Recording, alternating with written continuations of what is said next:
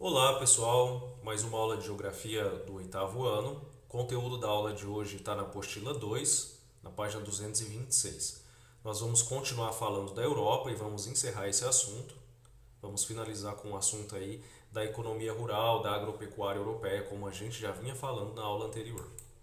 Uma, uma breve revisão do que a gente falou na última aula. Na última aula a gente falou da questão da questão da mecanização agrícola europeia, falamos da mão de obra e da ocupação das terras. Na aula de hoje nós vamos conhecer aí as principais produções agropecuárias europeias, vamos falar sobre os subsídios que são dados aos produtores e vamos resolver algum teste.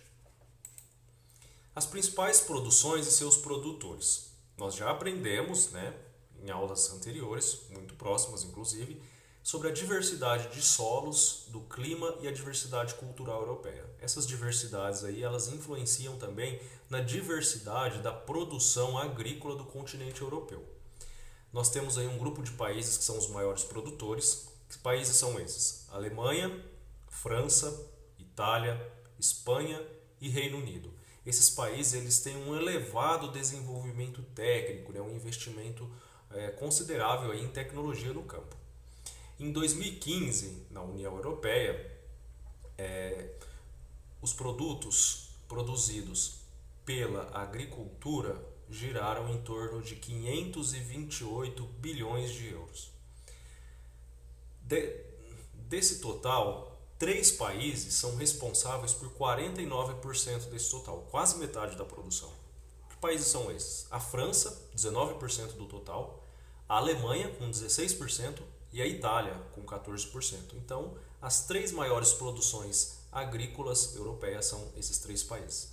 Juntos correspondem a quase metade da produção. Vamos fazer uma análise aí da área ocupada e da quantidade produzida. Então, que porção territorial que ocupa essas produções e que quantidade de produtos que são produzidos. Nós vamos ver nos próximos slides. A gente vê aqui a utilização, a mecanização no campo. União Europeia, uso das terras agrícolas. A gente vai observar aqui então a ocupação do espaço, da área ocupada. A gente vê aqui 33% por pastos permanentes, 32,6% com plantação de cereais, 12% pastos plantados, 7% produtos agroindustriais. E assim vocês podem continuar fazendo a leitura aí desse gráfico que está na página 226. Então são 178 milhões de hectares ocupados aí com terras agrícolas na União Europeia. Uma análise aqui desse gráfico. A gente vê que as pastagens permanentes e as pastagens plantadas, elas são extensas. 33% de pastagens permanentes e os pastos plantados aí 12%. Então dá cerca aí de 45%, quase metade, da área ocupada. O gado leiteiro ele tem produção de destaque na França e na Alemanha. Os suínos, que são os porcos, na Alemanha e na Espanha. E o Reino Unido se destaca aí na produção de ovinos, ovelhas e carneiros. A gente está falando aqui das pastagens, certo? Vamos falar aí de cada tipo das áreas ocupadas. As áreas que são ocupadas por cereais. Um terço das terras agrícolas. Um terço das terras agrícolas são ocupadas aí por cereais. Eles são destinados para quê? Alimentação. O arroz, por exemplo. Esse tipo de produção traz elevados lucros. Os principais produtos produzidos: trigo, cevada, centeio, arroz e milho. E existem produtos que são temporários, que são produtos aí sazonais, vai depender da estação, É a beterraba açucareira, batata e girassol. A gente vê aqui uma plantação de arroz, em solo europeu. As culturas permanentes. Que tipo de produto que se tem nessas culturas permanentes? A uva, utilizada principalmente para o vinho, as azeitonas, através da qual se obtém o azeite, plantações de cítricos, como por exemplo laranja, limão, e esse tipo de cultura, esse tipo de plantação, as culturas permanentes, elas são mais presentes em áreas de clima mediterrâneo, como por exemplo ao sul, da Itália, boa parte aí do território italiano. As principais produções agropecuárias. Então, a produção agropecuária europeia, ela tem grande sofisticação e diversificação. Isso produz o quê? Elevado lucro. Houve uma grande evolução da agropecuária no continente no final da Segunda Guerra Mundial, né? Então, por volta de 1945, a partir daí, aumentou-se a produção agropecuária no continente. Houve também um aumento da produtividade. Isso ocasionou o quê? Custo menor dos alimentos, redução do volume de importações, né? Então precisou se importar menos de outros países, né? De outras regiões do mundo, certo? E a ampliação das exportações. Então, já que houve um aumento da produtividade, começou a abastecer o mercado interno desses países, né? E conseguiu inclusive exportar, né, para outras regiões do mundo. Principalmente quais produtos? Centeio, azeite, vinho e queijo. Os dois principais produtores, eles concentram pelo menos um terço da produção, ou até mais da metade de cada produto. A gente vai ver isso nesse gráfico aqui, olhem só. Olha só, suínos, total de produção na União Europeia, 149 milhões de cabeça. A frase que a gente acabou de ver ali, citando os dois principais produtores, dá pelo menos um terço da produção. Olha só, se a gente somar os dois primeiros, olha, Espanha e Alemanha, se a gente somar aqui 18 mais 19, vai dar aí quanto? 37%, né? Já dá mais que um terço. Se você somar aqui os dois principais produtores, né, a produção aí de bovinos, né, que são 89 milhões de cabeça, França e Alemanha, vai dar aqui quanto? 35%, mais que um terço também, certo? Então, se você observa, olha só os caprinos, dá mais da metade se somar a produção da Grécia e da Espanha, 56% da produção da União Europeia, certo? Está na Grécia e na Espanha, a produção de caprinos. Esse gráfico vocês encontram aí na página 227. Continuando. As principais produções agrícolas agora. Olha só, trigo, produzido principalmente pela França e Alemanha. E aí são as outras produções agrícolas que vocês podem observar com calma aí na página 227. Cevada, milho, frutas, olivas. Olha só, as olivas. 65% da produção de olivas está na Espanha, certo? Quando se fala em União Europeia. O segundo país, 18%. Produção de uvas vinícolas, 29% na Itália. Bom, é importante. A gente está vendo aí tantos números, né? Será que eu preciso saber a quantidade da produção de cada país? Será que eu tenho que saber isso? Observem só o que está citado aí na página 227. Não devemos nos preocupar em decorar esses números. Nosso objetivo é aprender a consultá-los quando necessário. Uma rápida observação da tabela já permitirá perceber que os dois primeiros países em cada produto apresentado controlam um terço da produção total, havendo vários casos em que dois países sozinhos são responsáveis por mais da metade. Então é importante que vocês tenham em mente, por exemplo, o destaque, por exemplo, da Itália na produção de uvas vinícolas, o destaque da Espanha na produção de olivas. Vocês não precisam saber necessariamente a porcentagem, a quantidade produzida, né? Mas sim a relevância dessa produção naquele país, naquele continente. Isso é o mais importante, vocês compreenderem a dinâmica disso. Porque os números eles mudam constantemente. A produção em 2018 é uma, em 2019 já é outra. Inclusive pode mudar, né, a posição dos países, certo? Diversos fatores podem influenciar isso. Então, o mais importante que os números em si é vocês compreenderem a dinâmica disso tudo, certo? Vamos falar agora dos subsídios agrícolas. A União Europeia, subsídios agrícolas em euro, 2000, 2008 e 2015. Valor da produção agrícola total. Olha só, houve um aumento.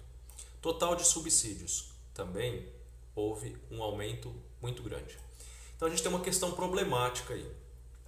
Os subsídios, eles são responsáveis por 500 bilhões de euros anuais, 40% da receita anual do setor agrícola. Os agricultores de países desenvolvidos, eles vendem os produtos com valores baixos.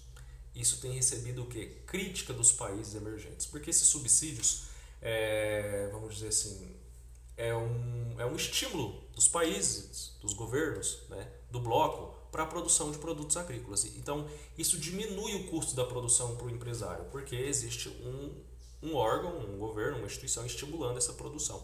Então, Então eles conseguem vender os produtos com valores mais baixos no mercado. E como nos países emergentes não se tem essa quantidade, essa importância dos subsídios na produção, eles acabam criticando eles acabam criticando essa questão do subsídio dos países desenvolvidos europeus.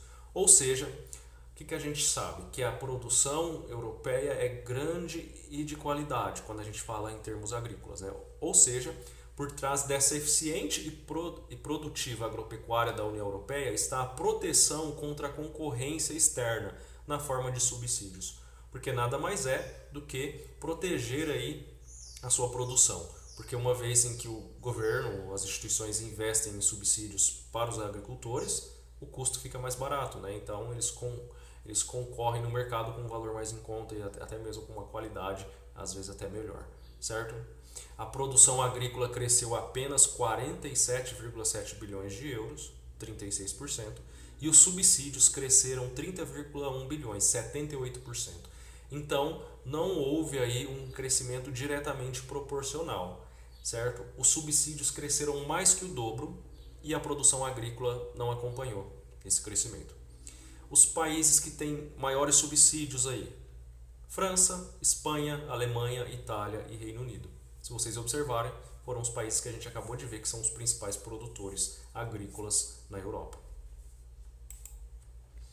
Vamos resolver essa atividade. O gráfico a seguir apresenta a relação entre a área das propriedades de agricultura familiar e o número de trabalhadores empregados na União Europeia. Vamos observar aqui, União Europeia, área agrícola média utilizada por tipo de exportação. Propriedades com apenas mão de obra familiar, ou seja, não há empregados, né? Não há um contrato de trabalho. Olhem só. Aqui do lado tem a área em hectares. Essas propriedades, elas equivalem aqui a menos de 25 hectares, certo? Segundo tipo, propriedades com 50 a 99% de mão de obra familiar. Ou seja, mais da metade dessas propriedades tem mão de obra familiar. A mais da metade dessas propriedades, né? Então, chega aqui a 75 hectares. Propriedades com 1 a 49% de mão de obra familiar, ou seja, tem menos da metade de mão de obra familiar empregada. Tem cerca aí de 110, 112 hectares, né? Propriedades sem uso de mão de obra familiar. Olha só a quantidade em hectares, quase 150. O que a gente observa então? Que as propriedades sem uso de mão de obra familiar, ou seja, com contrato de trabalho, com empregadores, elas ocupam maiores áreas. Com base no gráfico acima, é possível afirmar que quanto maior a propriedade, mais se faz uso de mão de obra fora do âmbito familiar, provavelmente contratada ou terceirizada. Será que é isso que a gente acabou de ver? B. As propriedades que não utilizam mão de obra familiar são pouco produtivas, pois não se valem de recursos tecnológicos como a mecanização.